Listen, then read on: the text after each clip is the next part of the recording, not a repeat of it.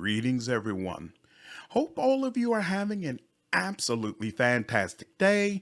We are back again with a review of Expeditions Rome. I am really excited to dive into this game.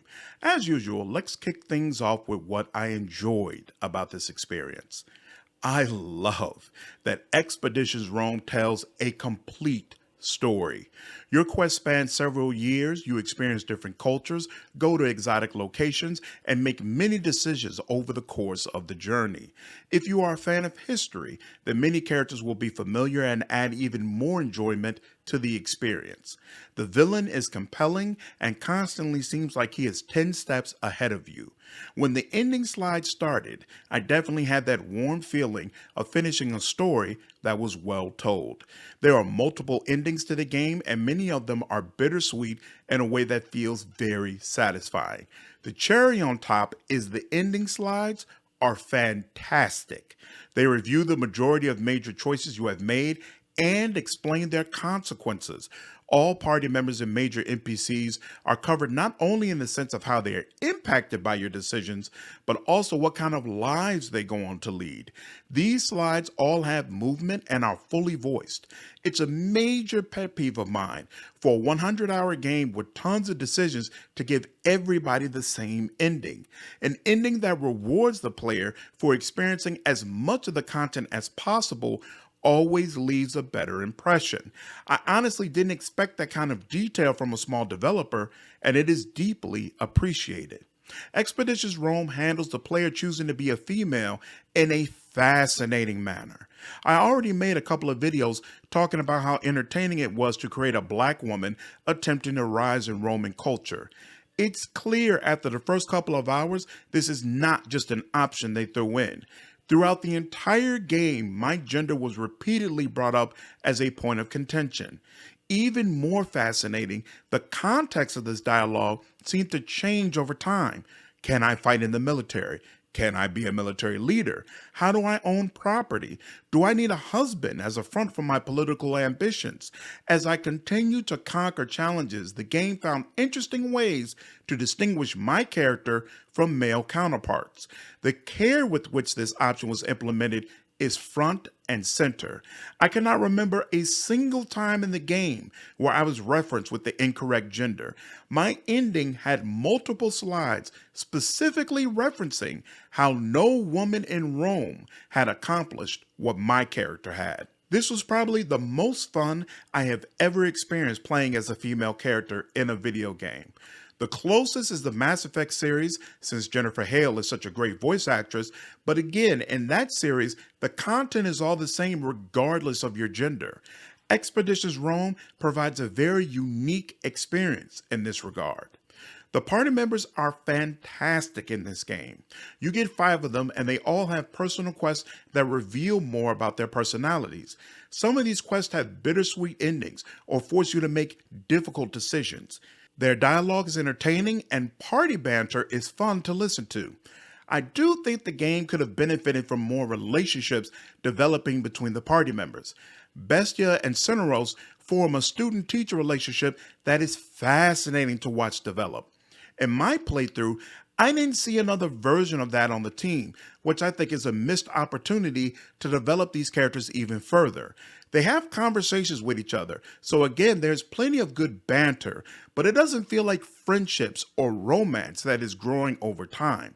Coincidentally, I think the game could have strongly benefited from more party member quests and content while removing some of the redundant content we do in the game. Several of the party members and some NPCs are romanceable. Unfortunately, I cannot comment on the quality of these romances because I ignored everyone else to romance Cleopatra without realizing she is not available for female players. That being said, there is a nice, well-rounded list of romance options for those that are interested. Classes in this game are very well done, and their balance is superb. There are 4 different classes, each with 3 skill trees focusing on a different part of the role. All of them feel very powerful at what they do, but at the same time, none of them can survive on their own. Figuring out the best way to mix these different roles is key to survival. Survival is definitely an apt word because combat can be very difficult, and I actually enjoy that. This game loves to put you at a disadvantage. It might be you are at the bottom of the hill and a bunch of enemy archers have the high ground raining arrows on you. Or maybe the fight starts with a barrel of oil exploding in a wave of fire across your entire team. Consistently, the game pits you against downright unfair circumstances and lets you figure out how to deal with it. For some, this will definitely be a turnoff, and I'll admit, after 40 hours, it got old.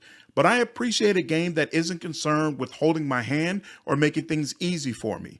You are given really powerful tools and then forced to make great use of them. All right, now that we've talked about what I like, let's get into what I'm neutral on. As I have mentioned before in a different video, there are a ton of things to manage in this game.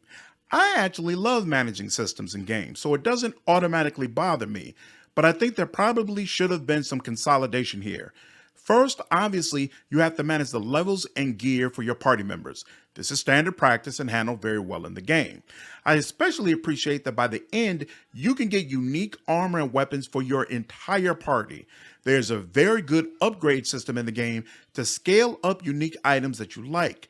I strongly dislike when developers give you a bunch of equipable slots that you will never be able to fill with quality items. So this system is deeply appreciated. Then you also have to manage your Praetorians, which are essentially your personal guards.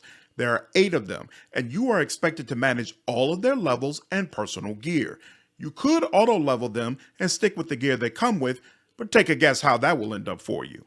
Over the course of the game, you need to take over different regions, which will require you to do at least a couple dozen pacification missions. These missions allow you to use 1 party member and 5 Praetorians. There are also some siege missions, which will require you to use several or sometimes all of your Praetorians. Therefore, simply ignoring their development is not an option. As part of your military campaign, you'll have a tent where different upgrades can be managed. You can manually assign Praetorians to a task within your tent, such as helping the smith create an item, or replacing consumable items that have been used.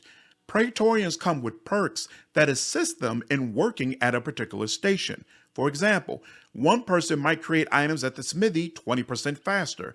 Another might restock 1 additional consumable item. This means Praetorian perks are important. However, they are completely separate from the class of the Praetorian. Consequently, your perfect list of Praetorians as far as perks go might be 4 archers and 4 tanks. This will work fine until you get a mission to complete, and then the team will be steamrolled. Consequently, not only do you have to manage their gear and levels, but you also have to ensure it is a very balanced group, all the while trying your best to keep their perks in mind. Next, you have to manage your actual army. You need to hire 4 separate Centurions with a good mix of command specializations who will serve as the commanders of your army. You need to keep army morale high by having a Praetorian with the correct specialization constantly assigned to the bath option in your tent. You need your army fighting quite a bit, and naturally a lot of soldiers will die or go missing. Usually when the army is short on people, it's best to just buy them. This means you are always spending gold, and the game doesn't allow you to sell gear you pick up as gold. Instead, there's an exchange economy where you exchange slaves, medicine, or rations for gold. You automatically get small portions of them over time, but if you need a large increase of rations, for example, then you send the army out on a mission to get more rations.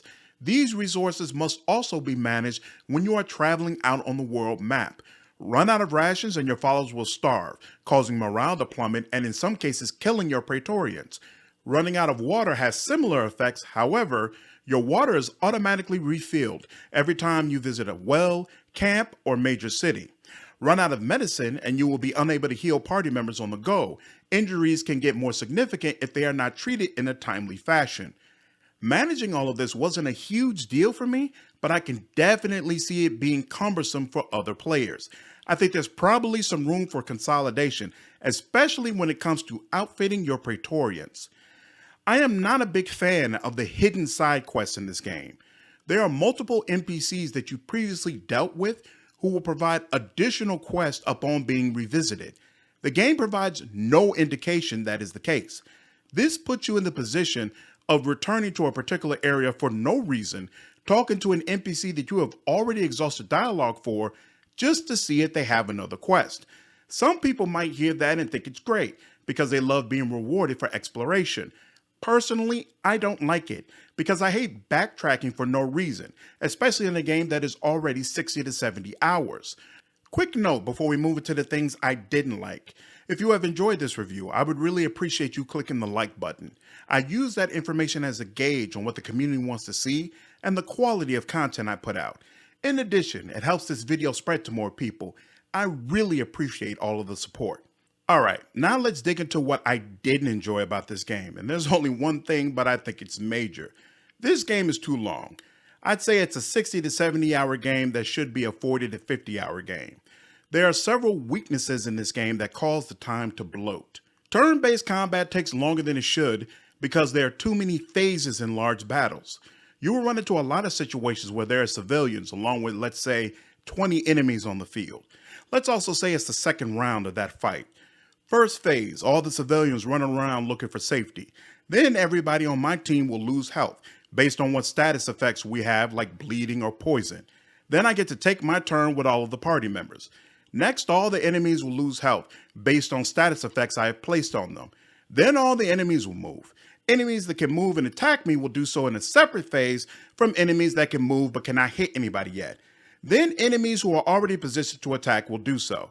If it is a large map, the specific groups of enemies will lose health and move one group at a time. Once this is completed, we circle back to the civilians. This can cause large combat encounters, of which there are dozens in the game, to take an exorbitantly long time. Why don't all civilians leave at the beginning of combat? Why do they get a moving phase every turn? Why can't all the enemies move and then we just get into their attack phase? Admittedly, I am asking these questions from a stance of ignorance. It might be possible the technology is not capable of anything more. You can increase combat speed in the settings to help mitigate this issue, but it doesn't do nearly enough. This problem is exacerbated by the low amount of variation in what you do. Most quests come down to go here and deal with a bunch of people. Sometimes you could talk your way out of a situation, but oftentimes that's not an option. This means you feel the full impact of how long the game is. There are no mini games or side missions that feel different from the main quest. The only exception is the companion quests, which feel different even though many of them have combat, but there just aren't enough of them in the game. I think the army battles are to some degree supposed to fill that variety gap, but I do not find them to be enjoyable. Basically, you watch a bunch of symbols fight back and forth, briefly interspersed with options for you to select a stratagem that boosts specific commander specializations. A new patch added information regarding your commander specializations into the interface so you know what is increasing or decreasing. The problem is, it doesn't really feel like the system rewards good tactics. Do you have a bigger army and usually choose cards that at least try to keep your specialization numbers in the blue? Then you will probably win. Going up against a significantly bigger army? Then you'll probably lose. It doesn't feel like the game rewards or even asks you to use good tactics during these battles. You will learn to skip your way through these sections as quickly as possible. Consequently, these battles don't provide the reprieve from combat that they are probably meant to, and instead contribute to the game feeling too long. Let's cover a couple of general items before we close this review out. The game is very stable and did not crash once during my playthrough. I also only experienced one bug that stopped me from completing a side quest. In a game that is over 60 hours, I think that is a major accomplishment. One issue I did have is multiple times after finishing an army battle, I was unable to move across the map. This forced me to save and then reload the game. Every time I did this, things worked fine afterward, but it did happen multiple times. Also, this game does have full controller support, but you must go into settings and manually enable this option. Honestly, after experimenting a little bit, I think the game is clearly meant to be played using a mouse and keyboard, but the option is there if you want it. Expeditious Rome is only available for the PC. There are no plans at this time for a console release. As far as PC requirements, they recommend you have at least Windows 7 64-bit, 8 gigs of RAM, and 30 gigs of storage. For your CPU at minimum, you want an AMD FX 8350 X8 or an Intel i5 4690K to run this game. Finally, your graphics card should be at least an AMD R9 380 or GTX 960. That is my full review of Expeditions Rome. The game has a couple of drawbacks, but overall, it is an experience I enjoyed immensely. Hope all of you enjoyed this review. If you did, please leave me a like below, share this content, and subscribe to the channel if you haven't already. I will see you all in the next video. Take care.